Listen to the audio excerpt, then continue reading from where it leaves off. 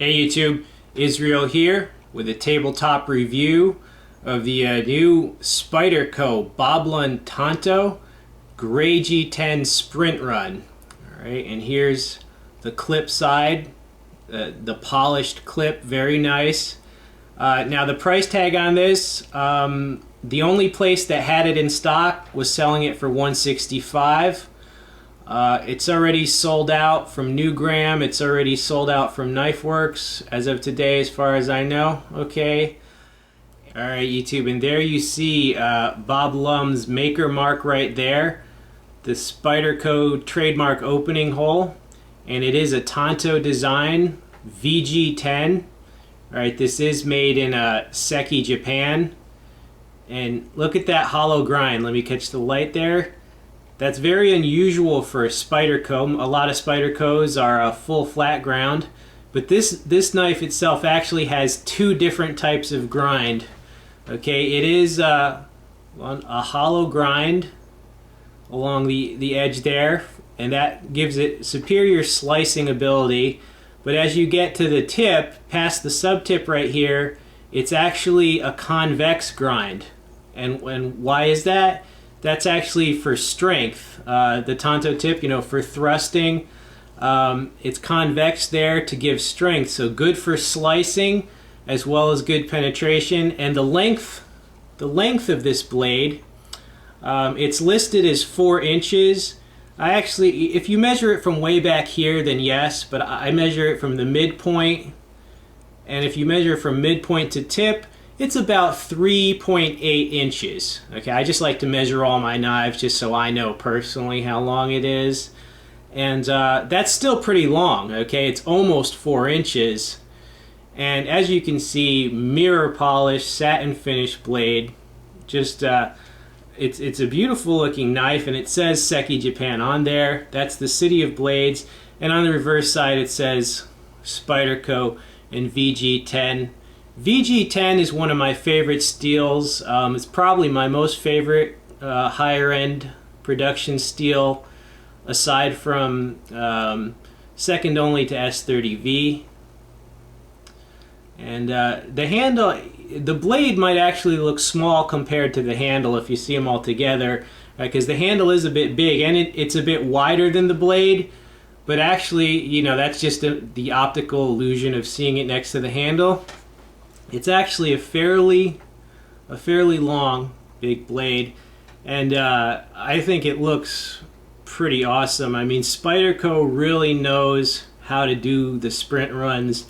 I gotta say, Spyderco hooks everybody up. I mean, they have their budget line, the tenacious, the resilience, so they're hooking up, if you're just need a beater knife, but then they also have all these different sprint runs, hooking up the collectors, and stuff like this is a great investment. Okay, if I was like a millionaire, I'd buy like 20 of these, because if you ever try to get a Spyderco sprint run after they're all sold out and you're trying to get them on the secondary market, good luck. If you even find one available, are you going to be able to pay the price that it originally was?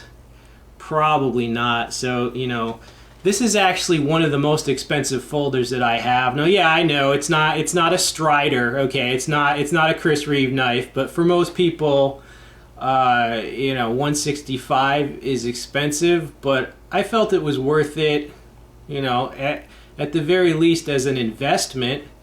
I mean, I have no doubt that if let's say next year I wanted to sell this, I have no doubt I could get the same price I paid and probably make a good amount too.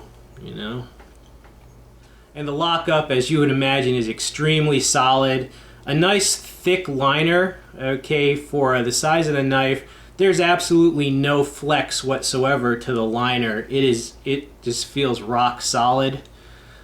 The alignment on the one I got is almost perfect. It's not completely perfect, but it's near perfect.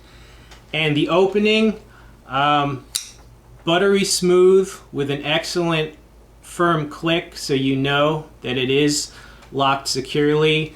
The opening, it it required no adjustment out of the box. It just came, boom, buttery smooth. So yeah, by all accounts, those little details that I know the collectors want to hear those. On the one I got, they were all A plus. All right, and one more detail, the liner is skeletonized. Not sure if you can see, but it is skeletonized with 3 large holes drilled through the liners, so it makes it slightly lighter. I mean, there's a lot of things that just lend to the value of this knife. Bob Lum, you know, he's designed knives for Benchmade and many other, you know, he's a famous designer, okay, so his name is on it. And just the fact that there's 2 different grinds and the fact that the hollow grind is very functional for the slicing aspect of this knife and how it's very rare for Spyderco to use a grind like that.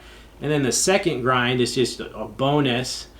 The good fit and finish, yeah, I mean, this has all the indicators to me of a winning knife. And this is probably like, I do believe this is actually the second most expensive folder I own, next to my titanium frame lock military. So yeah, I mean, I believe in the knife, and some of my fellow reviewers that I'm friends with have also bought the knife, and they like it too. So yeah, if you want one of these, you know, definitely try and pick one up within the next week or two, because they've already sold out of a bunch of places.